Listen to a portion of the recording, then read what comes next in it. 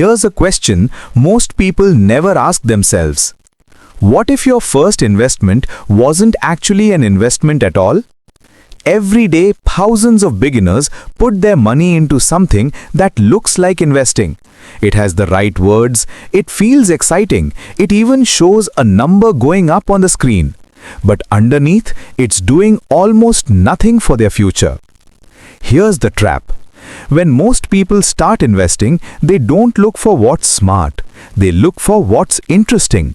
A trending stock, a coin their friend mentioned, something with a story that feels like a sure thing. And that's exactly where the problem begins. Imagine you're planting a garden. You pick the most colorful seed in the store. It looks amazing on the packet. But you plant it in poor soil with no water plan and you dig it up every few weeks to check if it's growing. Nothing survives that. Real investing works the same way.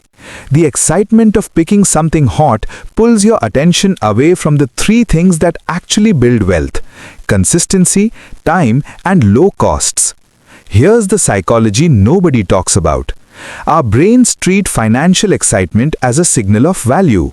If something feels thrilling, we assume it must be good. But in investing, excitement is usually a warning sign, not a green light. The boring investments, simple index funds, automatic contributions, long holding periods, quietly outperform the exciting ones almost every single time. So the practical shift is simple. Stop chasing what feels smart.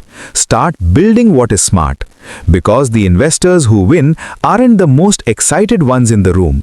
They're usually the quietest and the most patient.